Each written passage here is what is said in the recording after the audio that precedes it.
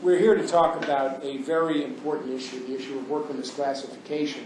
Worker misclassification is not only hurting the workers who are misclassified and often mistreated as a result. They're not getting the benefits they deserve in terms of Social Security and Medicare benefits when workers are hurt. It's hurting everybody, both in the state and in the country, because through worker misclassification, companies aren't paying their fair share. I am here primarily to listen. I want to hear from those in the room in terms of their experiences, where you are on the issue, so that I can get a better understanding of it and take back to Congress the kinds of things that we need to do to address this issue. But I just want to raise a couple of things that we think would be helpful from the federal point of view. One is that there needs to be a clearer and stronger definition in federal law of what actually constitutes a legitimate independent contractor versus an employee. There are such things as legitimate independent contractors. That's not the issue. The issue is the misuse of the term. Over the last 20 years, we've seen a growing number of construction employees who've chosen to label their employees as independent contractors. They avoid, legally obligated tax payments, costly workers' compensation premiums, and to cut costs. It's fairly straightforward. These workers function as employees in every respect. They take direction. They're under the employer's control.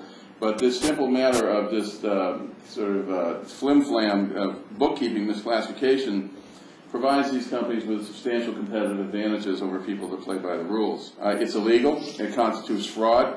But really anybody who can cheat the state and federal government, and for that matter insurance companies, and get away with it has successfully gamed the system. The GAO suggests that misclassification reduces federal income tax revenues by up to $4.7 billion. I'm Scott Richards of the Spectrum Floors, Manchester, New Hampshire. I was honestly part of the problem for years. We ran a company, we had subcontractors, we did, when you live, we'll say in this jungle, you must have to survive in this jungle.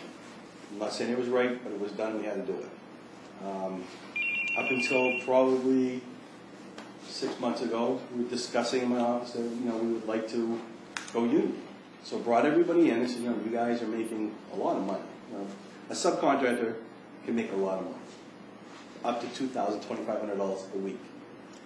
I said, we bring you as employees, you're going to get health benefits, eye, glass, dental, you're going to have an annuity plan, we're going to take your taxes out, you're going to have workman's compensation, you're going to have all this in front of you. This is a very nice package, and it's something that I want to do for you. It's been about 8 weeks, and they're working harder. They're more conscientious about what they're doing. We just finished the state legislative offices, the State House. I've gotten 2 emails of how well it was done, professionalism of the employees. Odie Champagne just called me before I headed here, again, to tell me how much she liked it. To me, this has been the best move I've made in my life. It's really been awesome. I think people have taken labor and unions for granted. And I think you're telling how you're new to the game, so to speak. Extremely. And how it's worked out and how it should work out. I think it's a great story that not only should be told on the federal level, and I know the Congressman will do that, but it's something that should be told at the state level as well. From what I've heard today, one thing is clear is that there's a lot of education that needs to happen in the business community. There's got to be a way to bring management and labor together to understand that when workers are victimized, when there's a shadow economy, when workers are misclassified, really we all end up paying. Certainly, making sure that the definitions are clear is the proper first step.